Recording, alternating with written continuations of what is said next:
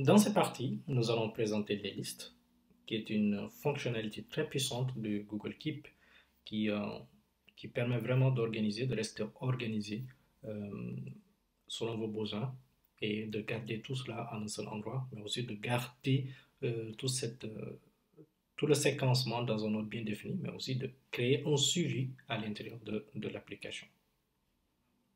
Nous allons donc prendre trois exemples de création de listes. Nous allons créer déjà la première liste. Imaginons que vous avez des courses à faire dans la semaine et que vous avez votre application en poche. Et pour ne pas oublier, vous créez déjà la liste. Donc, il faut cliquer sur l'option. Et à partir de là, nous allons donner un titre à la liste, par exemple. Et là, nous pouvons commencer à ajouter les éléments de la liste. Par exemple,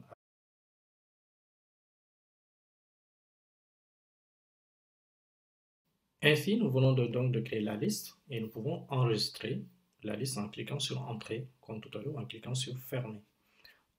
Nous allons donc rajouter une deuxième liste. Imaginons que vous travaillez en équipe sur un projet marketing, d'accord? Vous avez déjà défini les grandes étapes à suivre et que vous allez donc créer une liste.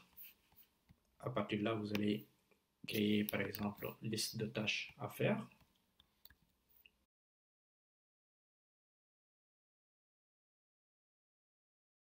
Et comme nous avions vu pour les autres notes, vous pouvez donc rajouter des collaborateurs.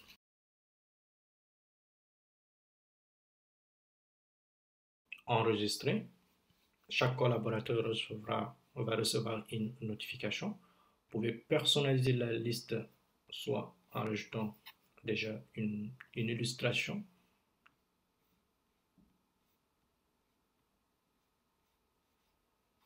Puis cliquez sur Fermer. Nous allons rajouter une troisième et dernière liste qui sera une liste de tâches à faire pour le développement d'une application mobile. D'accord? C'est juste un exemple que nous allons prendre ici. Voilà. Et si vous avez tous vos éléments que vous avez déjà listés, vous pouvez les copier, les coller beaucoup plus facilement. D'accord? Et à partir de là, vous pouvez aussi rajouter toutes les personnes qui sont associées au projet de l'application, de la création de l'application mobile.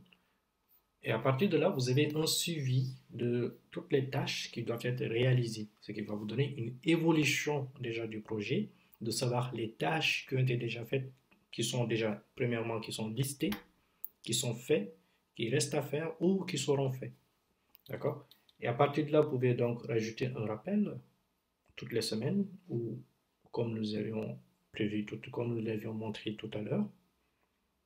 Et à partir de là, vous pouvez sélectionner ce rappel, la date et l'heure, ou ce qui va vous permettre de garder les échéances associées à l'évolution de ce projet. Donc, si vous fermez sur enregistrer, vous avez déjà vos trois listes qui sont déjà ici. Imaginons donc que vous êtes en train de travailler sur le projet du développement de l'application mobile.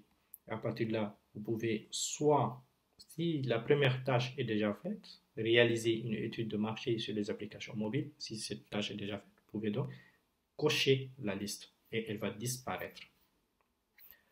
Pour voir cela beaucoup plus en détail,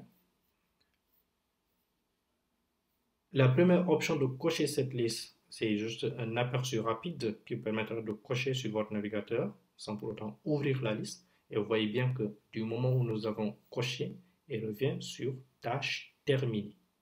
D'accord?